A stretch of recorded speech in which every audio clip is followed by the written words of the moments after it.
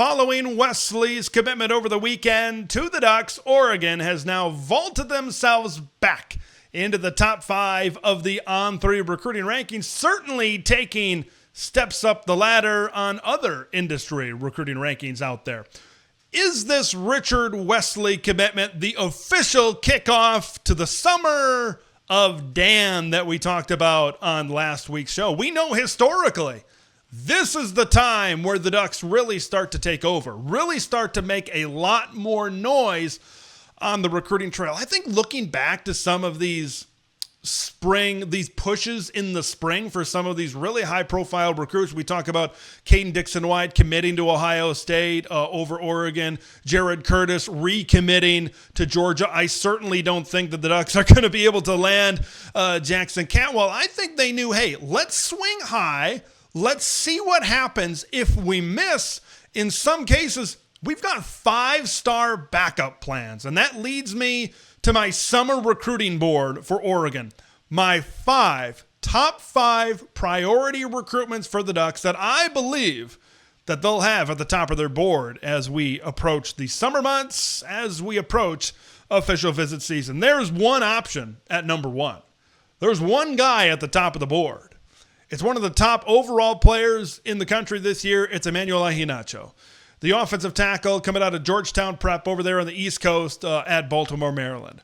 How about 6'6", 345 pounds? This is an elite offensive line class. And I think it's been clear since the beginning that the Ducks want to take advantage of this elite offensive line class. Like, when I look at how the Ducks have been really building their lines up front, they need to continue to build through the recruiting ranks, because look at what happened from last year's offensive line. Now you only have one guy coming back, Poncho, in the middle at center. And then if you look at Isaiah World, you look at Emmanuel Pranon, you look at Alex Harkey, you look at a lot of these guys, they're going to be gone next year.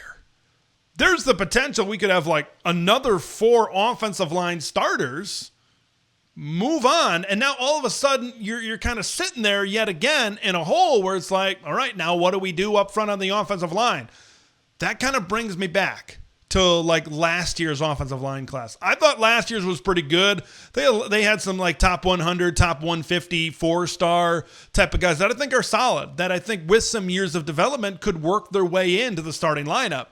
But they need to start recruiting at an elite level like they have at some other positions. And you've seen what other positions have been able to do, certainly under Dan Lanning. So I think that's where Emanuel Ahinacho really slides in, is really continuing to develop that so you have multi-year starters. So you're not constantly taking 3 guys out of the portal, 4 guys out of the portal, and the reality of the situation is you're not going to be able to get guys as talented as Isaiah World every single year.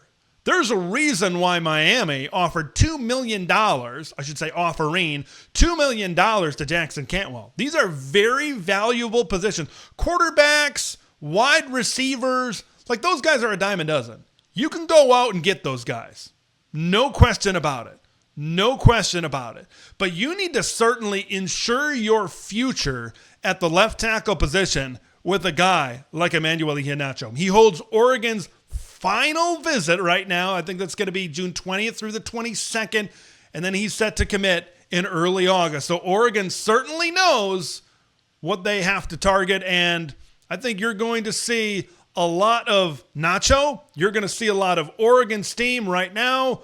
Oregon is the leader for Emanuel Ahinacho right now, so let's hope that they can seal the deal, because losing out on Cody Green, likely losing out on Jackson Cantwell. If you lose out on Nacho, that's not where you want to be. You're kind of, once again, in that similar type of situation on the offensive line. So if you see a talent as talented as this guy, you want to take advantage. You want to be able to close the deal. Let's hope that Dan can do that.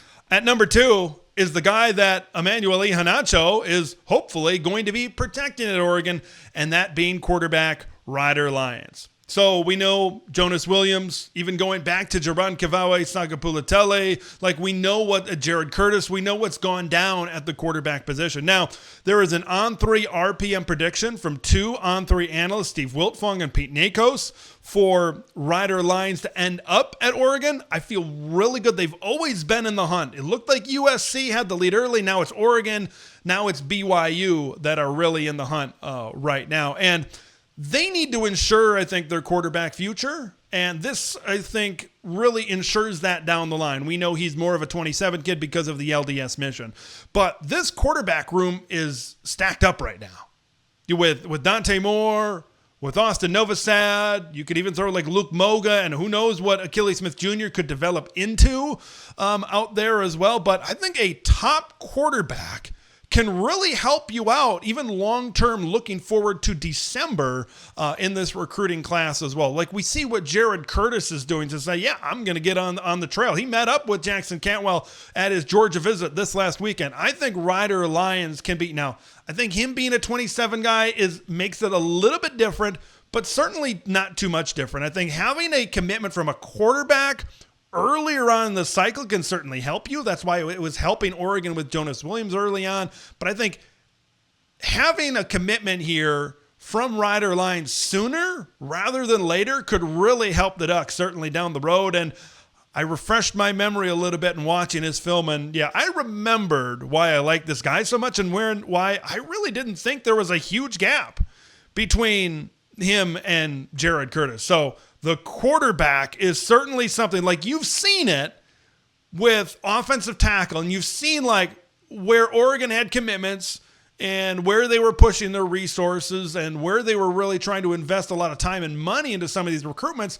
I think they're looking to do that at quarterback. They want to find a high school recruited quarterback that they can develop that can be the future of the program. We don't know if that's going to be Achilles Smith Jr., like a 4-star top 150 guy. Last year, you look at Ryder Lions and yeah, the film tells you that he can certainly be a future starting signal caller, maybe for multiple years for the Ducks in the near future. So you got about 3 years to fill between now and Ryder. It'll be interesting to see how those puzzle pieces move, but certainly because of Jared Curtis falling through, Oregon's going to be all in, certainly on Ryder Lions. Now, this is where things get a little bit fun. This is where things, I think, can go in a lot of different directions. I think it's been clear since the start that Oregon has wanted to get 2 high-level offensive tackles in this class. Talked about Nacho as the number 1. I've got Kelvin Obot now as the number 3. He's in, Oregon is in his final 5, his top 5 right now, coming out of Fruitland, Idaho. When you look at Kelvin, he's a very athletic and a very explosive tackle at 6'6", 300 pounds. It's really hard to evaluate some of these kids sometimes when, especially at this level, like these football fields out in Idaho, I mean, they don't got a whole lot of fans out there. Some of the guys that Kelvin is just demolishing into the turf are, they're going to be accountants in a couple of years. I mean, let's call it as it is. These guys aren't going to be playing college football. So sometimes that can make it a little bit tough to evaluate. But I think Kelvin's got a really high ceiling. I really do out there. On3 has him ranked as the number 9 overall prospect. And what maybe started with like Cody Green and Jackson Cantwell and Jared Curtis now could pivot to something like Ryder Lions, Emanuel Ahinacho, and Kelvin Obot. That's a pretty damn good pivot.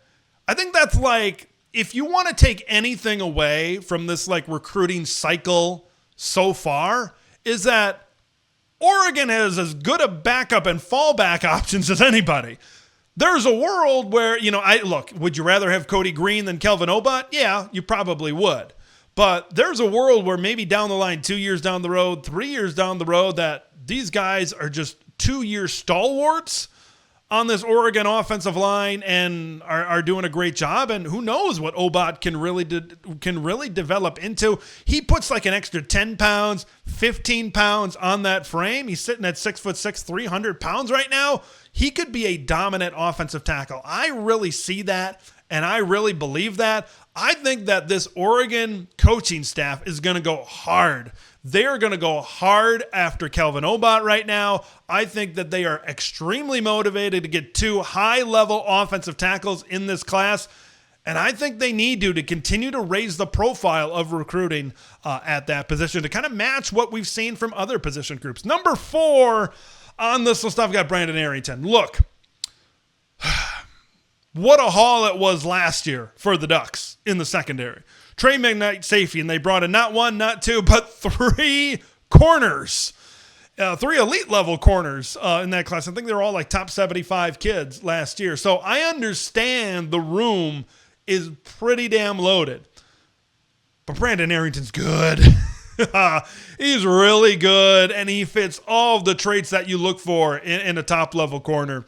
Elite speed, how about a 10-2-1 100-yard dash? Elite size and length, 6'2", 6'2.5", 180 pounds, and man, he's just got such a big radius. You see him on film, you see him play wide receiver, you see him return kicks, you see that athleticism, that true and elite athleticism that you see from a guy like this. I'm going to talk about next week about how big of another haul there could be for Oregon in the secondary. And Brandon Arrington is certainly that guy that I think this staff is really going to put a priority into because, man, could you imagine? Close your eyes and imagine this sweet sight. Naeem Offord on one side, Brandon Arrington on the other side. No disrespect to Dorian Brew, no disrespect to Brandon Finney, but man, those are some elite traits.